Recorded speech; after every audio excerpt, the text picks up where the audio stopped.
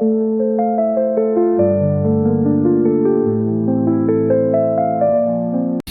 orang Inggris mengucapkan good morning, jika orang Jepang mengucapkan konnichiwa, jika orang Korea mengucapkan annyeonghaseyo, sudah sepatutnya kita sebagai umat Islam mengucapkan assalamualaikum warahmatullahi wabarakatuh.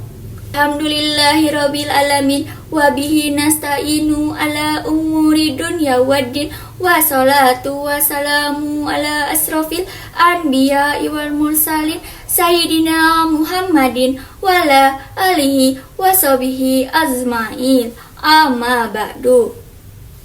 Marilah kita panjatkan puji syukur kehadirat Allah Subhanahu wa Ta'ala yang telah memberikan nikmat iman, Islam, dan kesehatan kepada kita semua.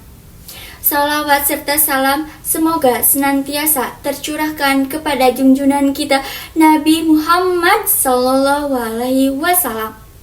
Sebelum memasuki materi, izinkan saya membuka dengan sebuah pantun. Ke taman kota, melihat melati, harumnya lembut menenangkan hati. Tak kenal maka tak sayang di hati, maka dari itu izinkan saya memperkenalkan diri. Kenalkan, nama saya Bunga Aprilianti dengan NIM 209250058 dari ABI 2. Pada kesempatan kali ini, izinkan saya untuk berdakwah dengan tema musibah bencana di Serambi, Mekah, dan Tanah Sumatera.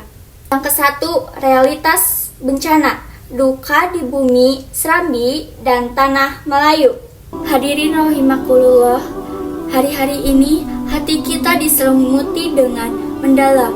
Saudara-saudara kita di Sumatera, mulai dari Aceh, Sumatera Utara, hingga Sumatera Barat, tengah diuji dengan musibah besar, yaitu banjir bandang dan tanah longsor yang dahsyat.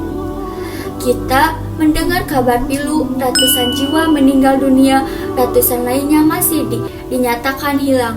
Ribuan rumah terendam dan akses jalan terputus. Ini adalah duka kita bersama, duka satu tubuh umat Islam. Nabi Muhammad SAW bersabda, perumpamaan orang-orang mukmin dalam hal saling mencintai, mengasihi, dan menyayangi adalah seperti satu tubuh. Apalagi salah satu anggota tubuh sakit, maka seluruh tubuh akan ikut merasakannya dengan tidak bisa tidur dan demam. Hadis riwayat Muslim. Yang kedua, hikmah bencana. Lalu, mengapa musibah terjadi?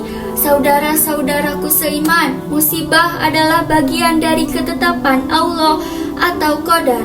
Allah SAW berfirman, ma ashaba min mushibatin illa biiznillah wa ma yu'min billahi yahdi qabla wallahu bikulli syai'in alim, yang artinya tidak ada suatu musibah pun yang menimpa seseorang kecuali dengan izin Allah, dan barang siapa yang beriman kepada Allah niscaya dia akan memberi petunjuk kepada hatinya, dan Allah Maha mengetahui segala sesuatu. Quran Surat At-Takhabun ayat 11. Dalam konteks musibah alam, ulama mengajarkan dua sudut pandang utama.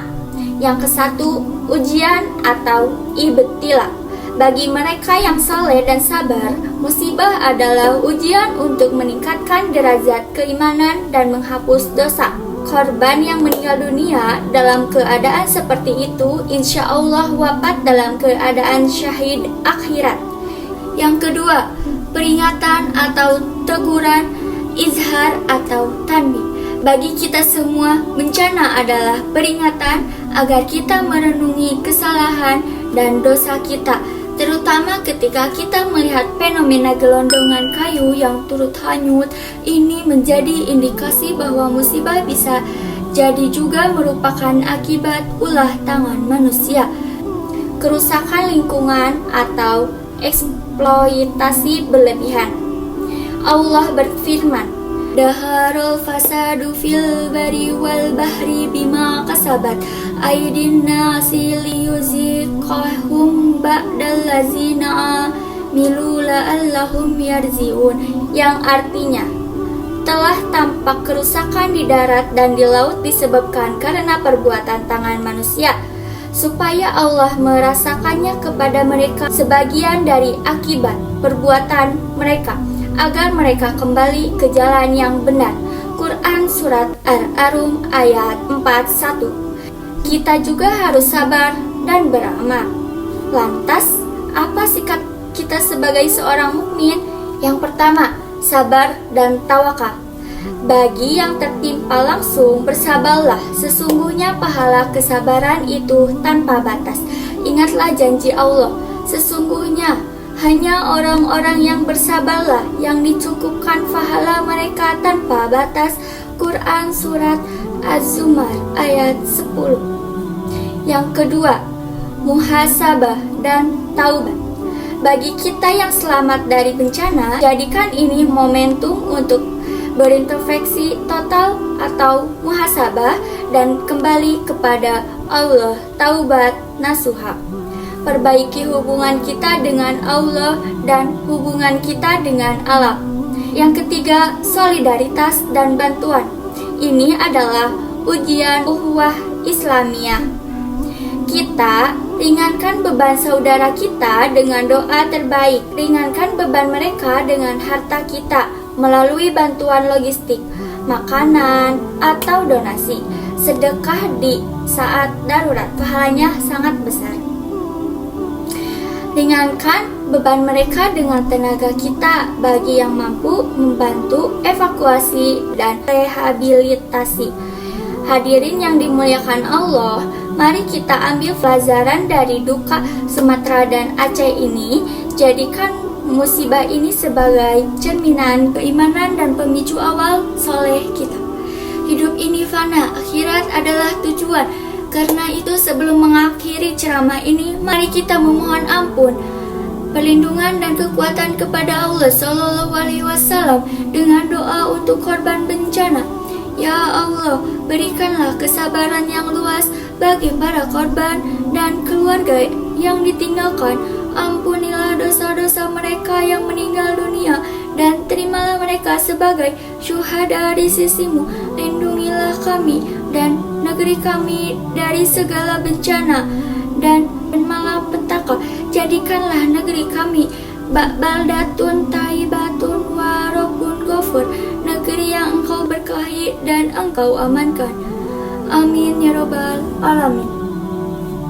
Hadirin sekalian, semoga musibah ini menjadi pengingat bagi kita untuk semakin memperbaiki diri, memperkuat iman dan memperbanyak amal kebaikan. Semoga Allah mengganti kesedihan saudara-saudara kita dengan ketabahan dan pahala yang besar. Amin ya robbal alamin. Demikian ceramah yang dapat saya sampaikan. Wabillahi taufik wal hidayah. Wassalamualaikum warahmatullahi wabarakatuh.